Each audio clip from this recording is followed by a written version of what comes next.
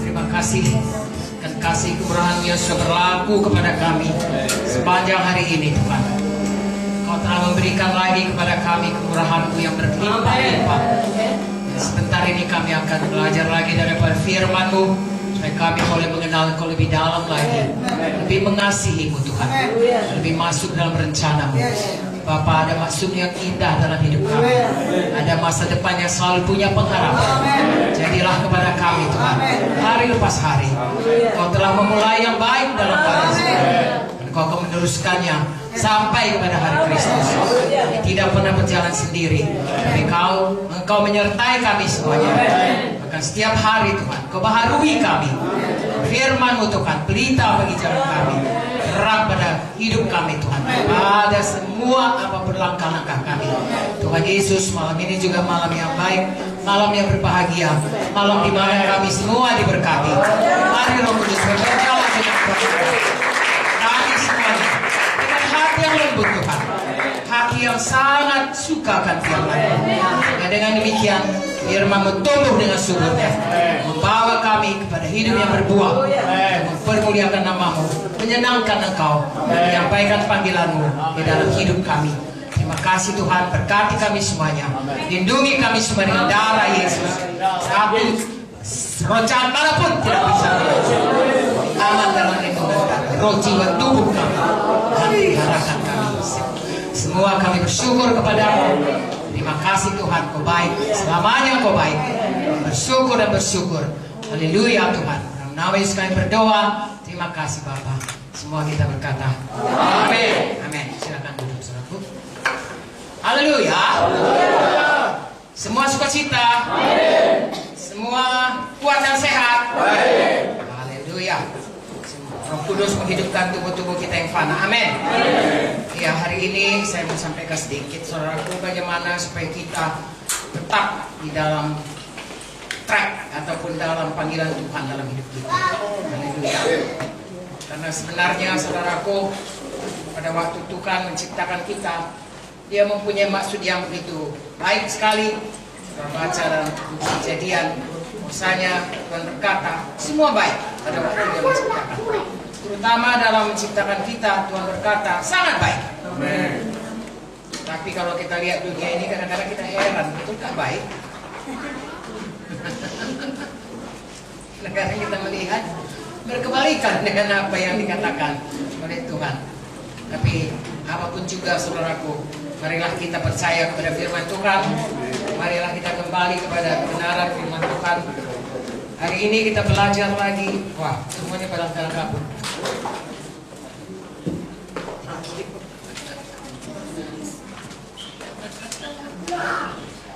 Dan lumayan ini, seumur saya masih bisa begini.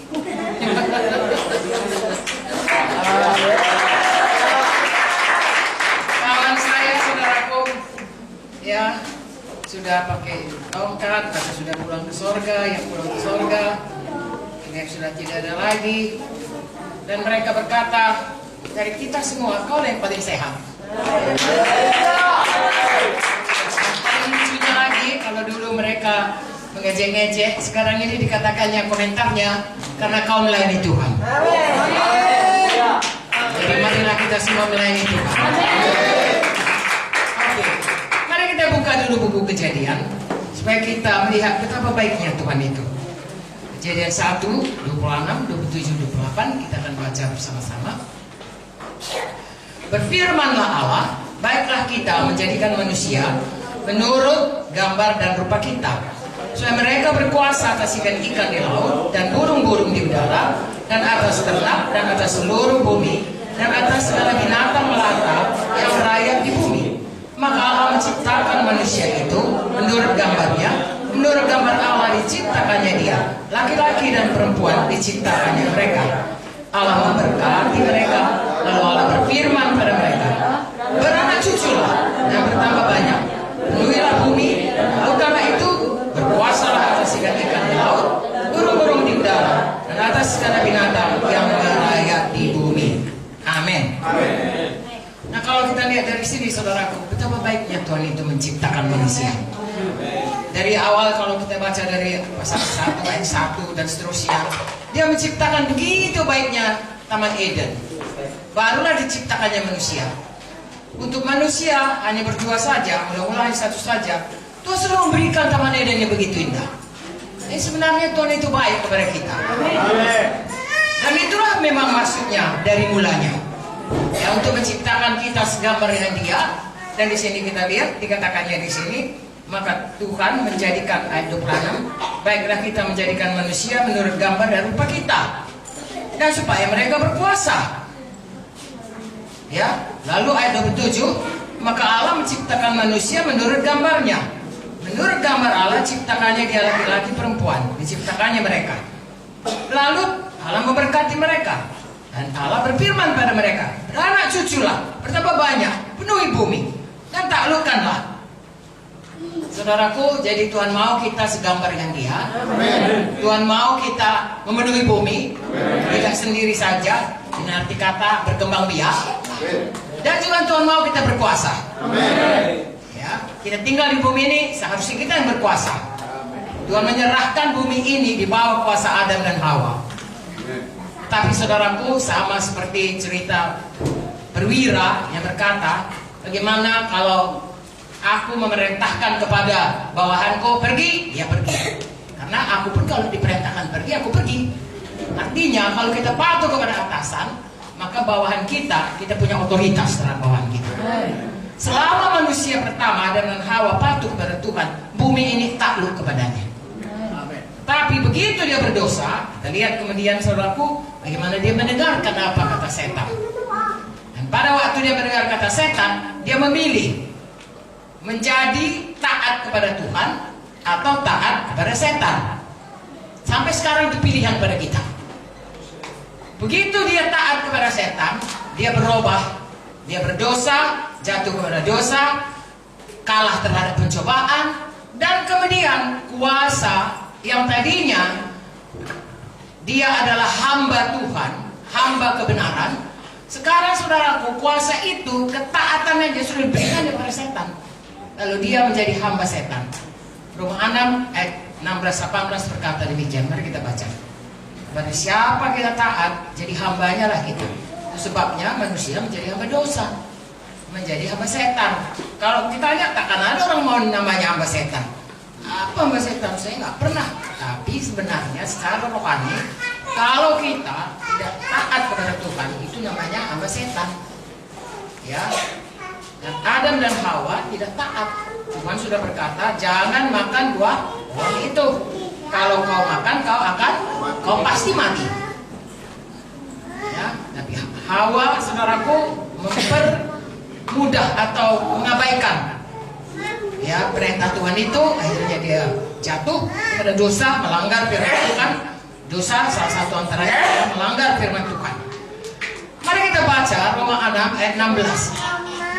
Apakah kamu tidak tahu bahwa apabila kamu menyerahkan dirimu pada seseorang sebagai hamba untuk mentaatinya, kamu adalah hamba orang itu yang harus kamu taati, baik dalam dosa yang memimpin kamu kepada kematian maupun dalam ketaatan yang pada kebenaran.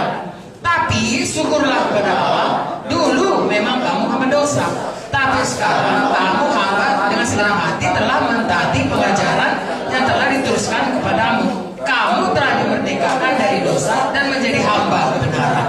Ini terjadi pada waktu kita menerima Yesus. Ya, saya kembali kepada kejadian tadi. Pada saat mereka mendengarkan apa dikatakan tipu daya setan, setan itu dari mulanya adalah bapa pembohong. Amin. Pada waktu Tuhan berkata, jangan kau makan. Kalau kau makan, berarti kau mati. Setan berkata tidak. Ya. Oke. Saya bacakan saudaraku. Di sini dikatakan pasal 3.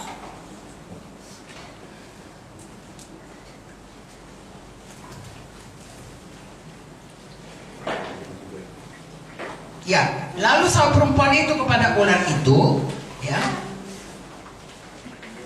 Buah pohon-pohonan dalam taman ini boleh kami makan. Tapi tentang buah pohon yang ada di tengah taman, Allah berfirman, jangan kamu makan ataupun raba buah itu, nanti kamu mati.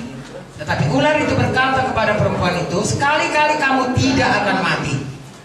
Tapi Allah mengetahui bahwa pada waktu kamu memakannya, matamu akan terbuka. Kamu akan menjadi seperti Allah, tahu tentang yang baik dan yang jahat. Lihatlah itu saudaraku. Ya, lihatlah bagaimana dia menipu. Ya, padahal sebenarnya Allah tidak berkata begitu.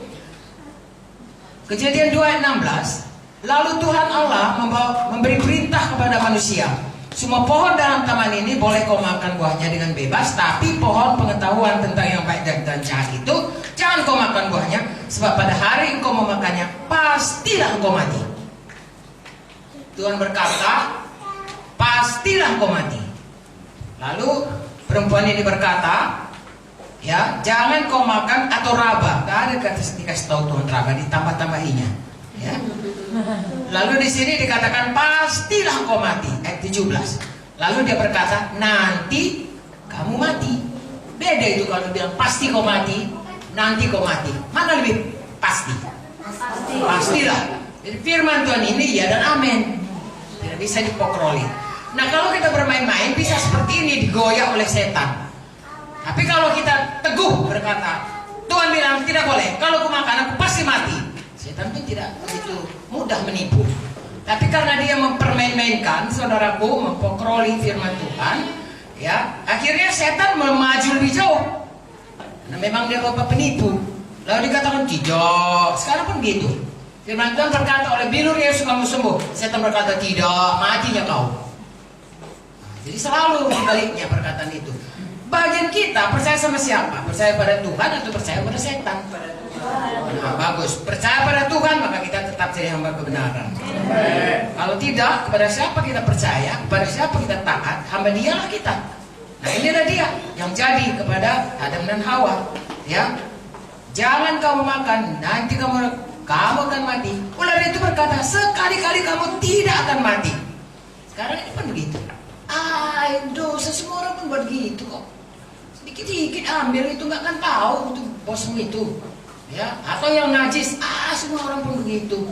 Sekarang zamannya begitu, orang bisa hidup, ya, tanpa ikatan pernikahan. Kalau cocok baru menikah dan lain sebagainya. Oh, narkoba itu semua orang pun makan. Siapa yang nggak makan? Kedukun, presiden pun pergi kedukun dan lain sebagainya. Ya, saya pernah dengar orang berkata begitu. Nah, saudaraku, kalau kita dengarkan itu, kita akan melihat bahwasanya kita bisa jatuh lagi kepada dosa. Sebelum kita mengikuti Yesus, tentu saja kita tidak bisa melawan ini. Karena kodrat kita adalah kodrat berdosa yang diturunkan daripada Adam dan Hawa. Oleh satu orang, semua manusia sudah jatuh kepada dosa. Dan semua manusia, saudaraku, ya, sudah taat kepada penguasa jahat di udara. Efesus 1, Efesus 2, ayat 1-3, ya. Itulah keadaan kita. Sama seperti misalnya kalau saya, saudaraku, ya, bapak saya kan orang Indonesia. Maka saya lahir pun kayak orang Indonesia. Iya kan? Enggak tiba-tiba mata saya biru, apa saya enggak. Karena apa? DNA-nya orang Indonesia. DNA saya orang berdosa, saudaraku. Ya, makanya kita semua, Roma 5 berkata, karena Adam semua kita sudah jatuh pada dosa. Memang sukanya kita berdosa. Saya punya cucu, saudaraku. Cucu saya itu masih kecil, ya. Yang paling kecil ya baru 2 tahun, 3 tahun.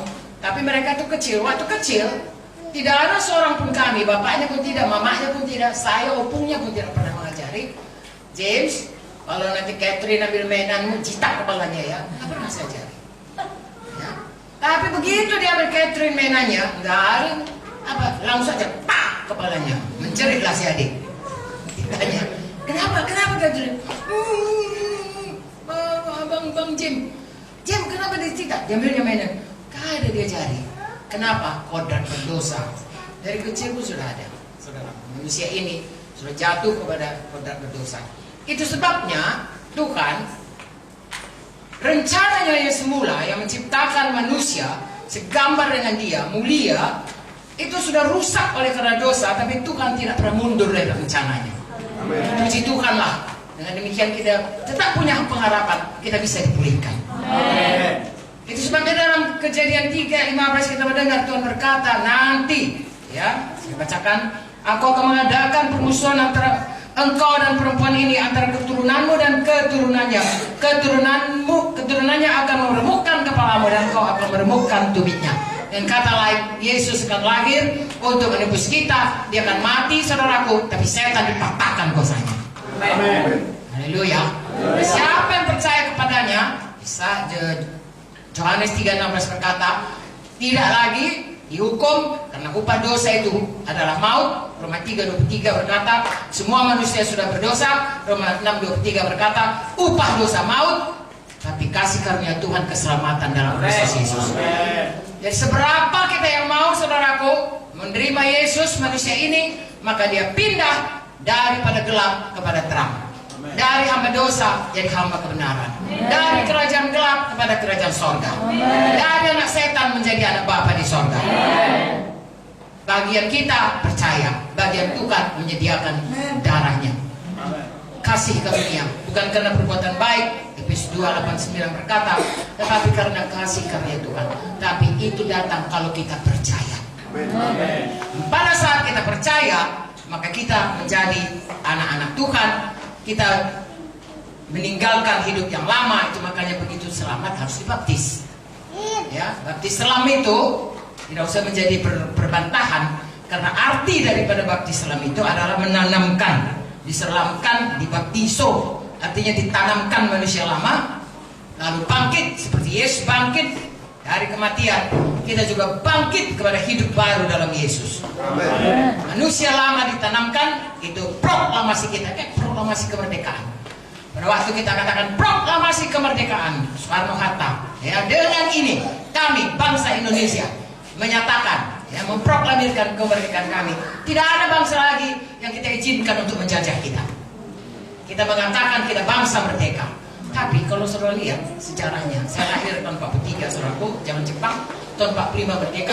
46-47 ada aksi polisioner, yaitu orang-orang sekutu Belanda dengan Inggris dan ya itu sekutunya. Serta 10 November itu mereka menyerang lagi Indonesia, mau mengambil kembali. Kita pun begitunya.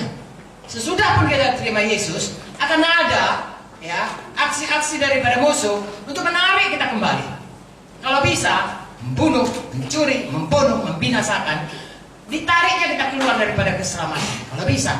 Kalau tidak bisa, diganggunya kita sehingga selama hidup kita tidak pernah sampai kepada maksud Tuhan.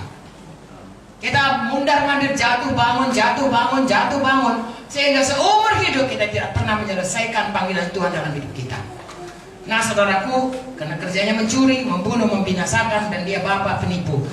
Untuk itulah kita harus tetap teguh, mengikut Tuhan sampai kepada panggilan Tuhan selama kita berada di dunia ini. Nah, ada kurun waktu kita di dunia ini.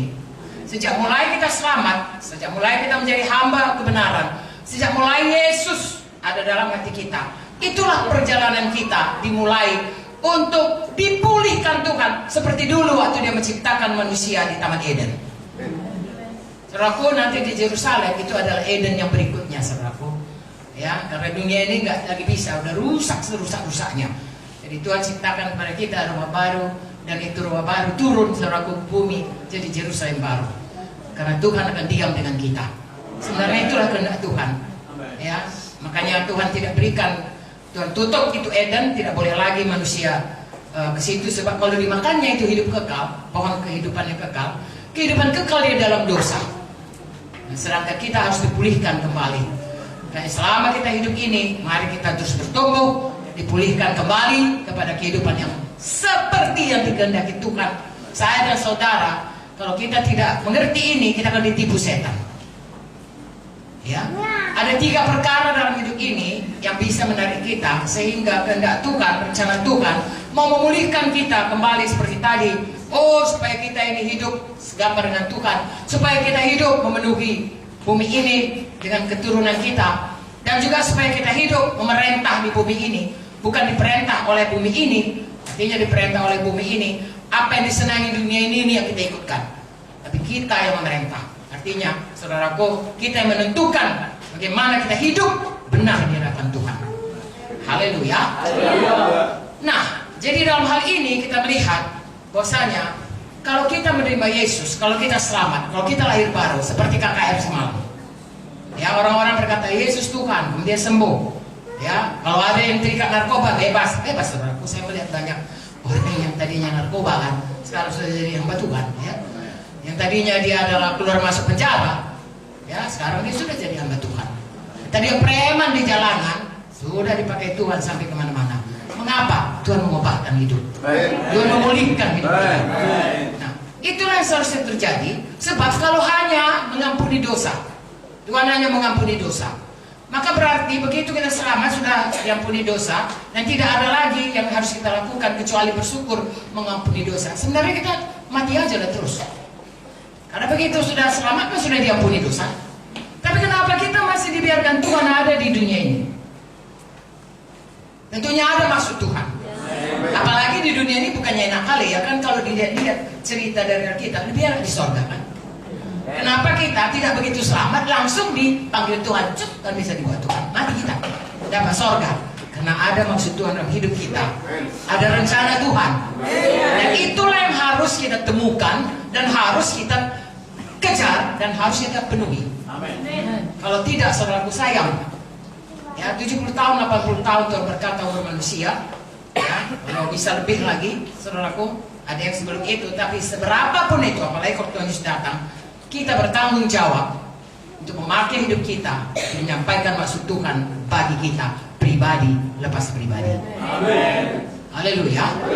Secara keseluruhan kita sebagai gereja Tuhan ada rencana Tuhan. Secara pribadi pun ada rencana Tuhan. Secara keluarga pun ada rencana Tuhan.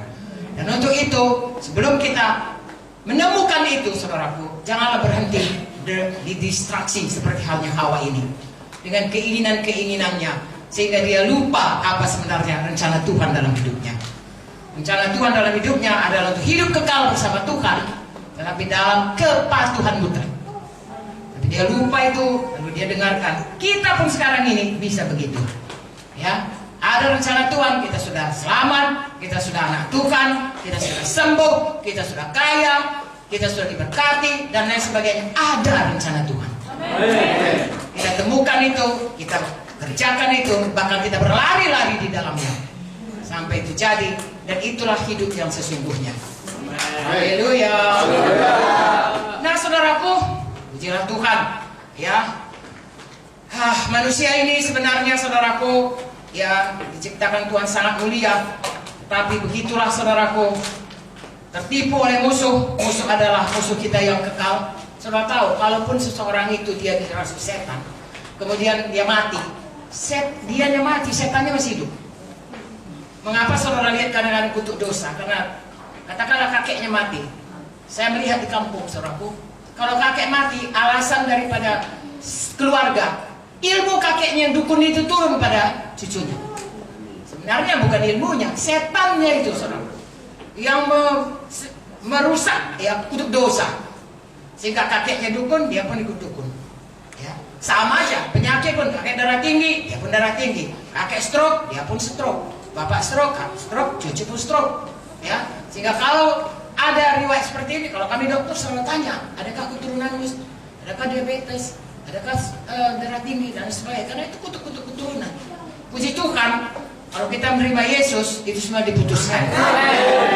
Untuk apa? Untuk hidup baru dalam Tuhan. Haleluya. Itu sebabnya, saudaraku, sesudah saya dan saudara selamat, tolong cari dulu apa rencana Tuhan bagi kita. Baguslah kalau kita sakit tidak cari kesembuhan, tapi sesudah dapat kesembuhan, untuk apa kesembuhan itu? Baguslah kalau kita sudah tadinya penuh kekurangan, kemudian kita sudah mendapatkan berkat, untuk apa Tuhan memberkati kita? Ya, ada maksud Tuhan yang jauh lebih indah dari sekadar hanya sehat, keberkatan, bebas. Sebab 1 Korintus 15 ayat 19 berkata, kalau hanya itu saja pengharapan kita, kita adalah orang paling malang. Karena itu sementara saja, akan lenyap selama-lamanya. Ada hal-hal yang Tuhan mau jadi kepada kita, Tuhan rencanakan bagi kita. Semua kita, tidak ada terkecuali, ya. Supaya itu kita genapi, dan kelak, saudaraku, saudara bisa memerintah 10 kota, 5 kota, jadi bupati, jadi gubernur, saudaraku, kekal selama-lamanya. Dan itu bukan setahun, bukan 5 tahun sekali ada pemilu, saudaraku, ya. Tidak ada yang bisa mengambilnya dari kita, dan itu kita dapatkan selama kita di dunia ini, mematuhi Tuhan mempercayai dan melakukan apa yang dikatakan Tuhan bagi kita. Haleluya. Jadi saya dan saudara, sekarang ini saya akan sampaikan ini secara umum, bahwasanya seumur hidup kita harus menyangkal diri. Menyangkal diri untuk bisa mengikut Tuhan dengan sungguh-sungguh. Hukum pertama, mengasihi Tuhan dengan segenap hati, segenap jiwa, segenap akal budi, segenap kuat kita, dan mengasihi sesama. Mudah mengatakannya, nggak sampai 1 menit. Melakukannya seumur hidup. Ya, tiap-tiap hari. Ya, karena dikatakan Lukas 9:23, menyangkal diri, mengangkat salib, mengikut aku setiap minggu. Setiap hari kebaktian? Enggak, setiap hari. Bukan hanya setiap hari, setiap saat sebenarnya. Setiap saat saya dan saudara harus seperti carang yang lengket kepada Tuhan. Supaya bisa semua zat-zat dari Tuhan itu mengalir kepada kita, kebenarannya, kasihnya, kuasanya, kehidupannya, ya, ke seluruh kodratnya Tuhan itu bisa mengalir kepada kita, dan dari situlah kita bisa mengeluarkan buah. Haleluya. Buah hidup yang berubah dan buah jiwa-jiwa yang dapat kita menangkan bagi Tuhan. Bagi saudara hamba-hamba Tuhan, tentunya ini sangat menggairahkan. Saudara diberi kesempatan oleh Tuhan untuk membawa sebanyak-banyaknya orang, bukan saja untuk selamat, tapi kelak untuk menjadi orang yang juga seperti saudara memenangkan orang lain kepada Tuhan. Haleluya. Jadi saudaraku, kalau saudara baca Yakobus 1, ada hikmat dari Tuhan, ada hikmat dari dunia. Kalau hikmat dari dunia ini saudaraku, maka kita akan jatuh kepada dosa. Saya bacakan sedikit, kemudian saya akan serahkan, karena alarmnya sudah berbunyi, jam saya sudah habis. Sedikit saja, kemudian nanti saya minta Joyce dan Vicky. Yakobus 3, supaya kita mengerti. Dan kapan kita mengerti, kita tidak bisa ditipu setan. Kalau kita tidak mengerti, setan itu licik sekali. Pada waktu adik saya meninggal, saya punya adik saudaraku 2 laki-laki, satu namanya Dr. Baren. Saya dekat sekali dengan dia. Kalau kami SD sama-sama, dia suka tidur di pangkuan saya. Kalau kami sekolah, bagus. Saya dekat sekali. Pada waktu dia meninggal, putus rasanya hati saya. Dan saya punya adik satu lagi namanya Jur. Itu juga dekat sekali dengan Ibu Tobing. Ya. Dan pada waktu dia meninggal, Ibu Tobing saudaraku putus sekali hatinya. Lalu saya ingat pada waktu ibu saya, Itoknya meninggal, adiknya yang paling kecil meninggal, 10 bulan dia meninggal. Itu bukan pekerjaan Tuhan, itu pekerjaan setan. Lalu saya katakan, waktu itu saya ingat sekali, saudaraku, saya tidak tahan nih, saudaraku, karena Baren meninggal tiba-tiba, juga Bujur juga meninggal tiba-tiba. Saudaraku, tidak tiba-tiba sekali, tapi sakit lalu meninggal. Saya katakan kepada Tuhan, Tuhan, aku tidak mau lagi di bawah kutuk dosa. Ini tipu daya daripada setan. Saya tidak mau punya hikmat setan. Saya tahu Tuhan Yesus di dalam tangannya lah hidup mati. Adik itu mati, dalam tanganmu aku bersyukur. Sudah selamat semuanya. Kalaupun dia cepat lebih dulu pulang, Tuhan, segala sesuatu bekerjasama jadi kebaikan, biarlah jadi kebaikan. Jadi saya tidak mau lagi di bawah kutuk dosa. Begitu sedih, sehingga 10 bulan kemudian seperti ibu saya, saudaraku, nggak tahan, lalu meninggal. Lalu Ibu Tobing juga saya katakan begitu, Ita, kamu hati-hati, saya katakan. Walaupun adik kita meninggal, setan itu tidak pernah meninggal, sampai dia dimasukkan dalam hukuman yang kekal. Jadi, kamu jangan larut begitu. Nah saudaraku, maksud saya, mari kita kenal tipu daya setan, jangan kita mau ditipunya. Kita kenal saudaraku jalan Tuhan, dan kita tahu tipu dayanya, kita ikut jalan Tuhan. Yakobus 3, saya bacakan ayat 13, hikmat yang dari atas, ya. Siapakah di antara kamu yang bijak dan berbudi, baiklah ia dengan cara hidup yang baik, menyatakan perbuatannya oleh hikmat yang lahir dari kelemah lembutan. Jika kamu menaruh perasaan iri hati, dan kamu mementingkan diri sendiri, janganlah kamu memegahkan diri, janganlah berdusta melawan kebenaran. Itu bukanlah hikmat yang datang dari atas, tapi dari dunia, dari nafsu manusia, dari setan-setan. Sebab di mana ada iri hati, mementingkan diri sendiri, di situ ada kekacauan dan segala macam perbuatan jahat. Nah saudaraku, kita perhatikan kalau hidup kita, dan hikmat dari atas, nanti kita baca di bawahnya, tidak sama dengan kalau ada hikmat yang bukan dari atas. Di sini dikatakan saudaraku, ayat 15, Bukan hikmat yang datang dari atas, tapi dari dunia, dari nafsu, dari setan. 3 perkara ini selalu menyerangi kita. Ya, setan yang selalu menipu, tipuannya selalu apa yang dikatakannya berkebalikan dengan apa yang dibilang Tuhan. Haleluya. Pada waktu Tuhan Yesus dicobai, saudaraku, selalu apa yang dikatakannya berkebalikan dengan apa? Firman. Seolah-olah itu kata firman, tapi berkebalikan. Ya, dia goda saudaraku dari ini, dia goda, tapi Tuhan Yesus tahu firman Tuhan, dan Tuhan Yesus mematahkan itu dengan firman. Itu sebabnya saya dan saudara harus tiap hari makan firman. Mengisi hati kita penuh dengan firman. Apapun kata setan, dia tidak bisa menipu kita. Haleluya. Selanjutnya dikatakan sini, hikmat dari nafsu manusia. Saudaraku, saya dan saudara ada nafsu. Ya, nafsu makan, maksudnya supaya kita hidup. Kalau nggak ada nafsu makan itu sakit. Ya, nafsu tidur supaya kita bisa kembali pulih. Kalau nggak bisa tidur pun sakit juga. Tetapi lagi-lagi saudaraku, kita yang menguasai nafsu itu, mengaturnya. Tadi dikatakan kita hidup berkuasa. Bukan nafsu itu yang menguasai kita. Amin. Sehingga tidak terkendali. Sehingga akhirnya kita di bawah hikmat duniawi, hikmat dari setan, ditipu seperti tadi seorang tuh awal mungkin lihat buah itu baik, lalu dia ditipu ya oleh setan dan dikuasai oleh nafsu yang dilihat oleh matanya. Nah, biasanya itu datang dari mata, dari panca indera. Ya, saudara mau makan kan dari panca indera, selera makan. Mau berbuat najis dari panca indera, dari mata, dari telinga, perkataan-perkataan yang pornografi dan lain sebagainya. Saudara mau makan ganja atau minum-minum keras kan dari kehendak naluri kita untuk semua panca indera kita yang merasakan kesenangan. Nah, itu dari nafsu manusia. Saudaraku, kita harus, itu sebabnya Tuhan berikan kepada kita Roh Kudus, supaya dengan Roh Kudus kita bisa mematikan semua kehendak. Haleluya. Selanjutnya dikatakan duniawi. Saudaraku, dulu Taman Eden itu sangatlah baik. Sebelum ada dosa. Begitu ada dosa, saudaraku, manusia diusir keluar daripada Taman Eden.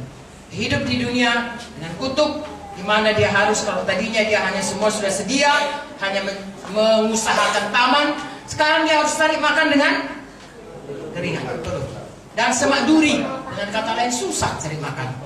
Ya, itulah keadaan dunia. Tetapi saudaraku, setan seperti tadi, dia membuat saudaraku sesuatu yang dunia ini kelihatannya begitu nikmat. Ya, dengan segala, apalagi zaman sekarang ini. Kalau zaman saya dulu kalau mau makan ayam, saudaraku mikir 2 kali untuk mau makan daging ayam, karena ayamnya ditangkap dulu, dikejar-kejar dulu, ya, kalau sempat lepas pagi hari. Ya serius. Waktu persoalan saya sesudah saya gadis adalah bagaimana caranya kalau mama minta masak ayam, bagaimana caranya lah itu bisa jadi cepat. Karena ayam mesti dikejar, sudah dikejar harus dipotong, memotongnya pun sudah dipotong, nggak langsung mati, keliling-keliling, kadang-kadang masih di dalam. Ikan itu saudara, dengan leher yang sudah tersayat, lalu kemudian jatuhlah dia. Masalah air, dia rebus lagi, ya disiram lagi, tunggu dulu dicabuti, baunya nggak kira-kira, dikeluarin lagi temboloknya, keluar cacing pula ada khususnya. Saya membayangkan itu bagaimana lah itu. Tapi belum sampai zaman itu, datanglah zaman sekarang ini. Semua sudah sedia di supermarket. Begitu enaknya semuanya. Dan ya tadinya saudaraku zaman kami tidak ada TV, yang ada hanya radio bantal semuanya itu, kayak bantal radio ini, radio roti. Ya, jadi kalau dulu PSMS itu jauh saudaraku ya. Medan itu nama sepak bolanya PSMS ya, Persatuan Sepak Bola Medan sekitarnya. Namanya Ayam Kinantan PSMS ya. Jadi selalu menang. Dari luar negeri Yugoslavia semua, kalah Persija, kalah Persib, PSMS menang. Jadi kami semua paling setia mendengarkan pertandingan dengan radio yang sebiji, penonton 30 orang. Kalau sudah mulai datang, kami pun gol, kami bangkit, sampai habis riwayat.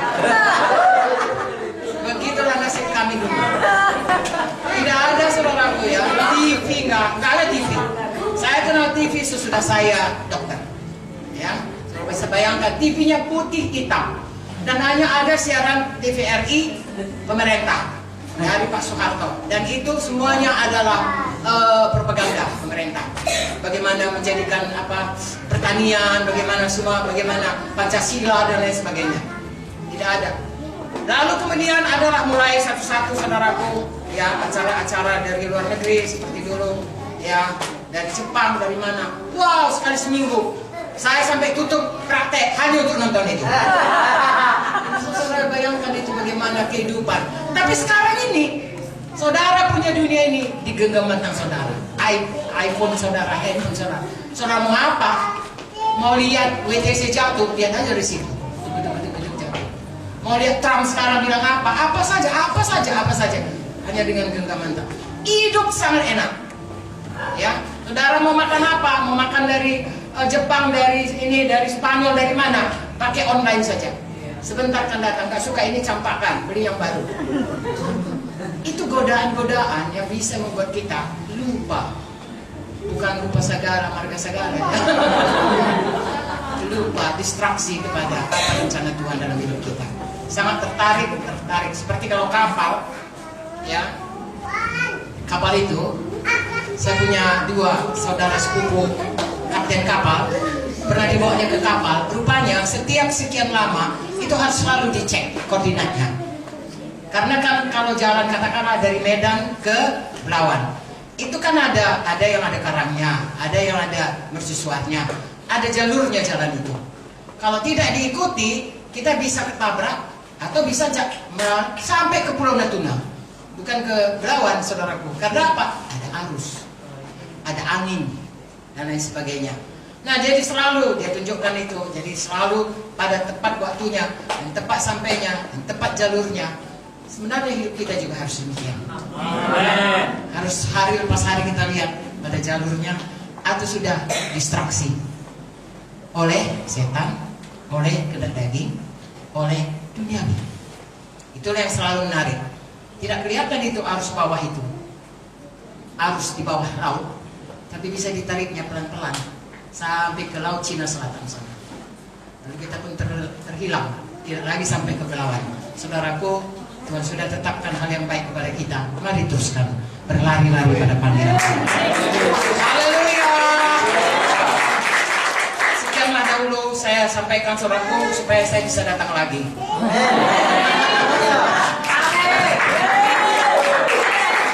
Tetaplah pada jalan Tuhan, jangan ada kalau apapun yang menghalangi, sampailah pada panggilan Tuhan. Jangan sampai kehilangan visi. Haleluya. Saya serahkan pada Jojo.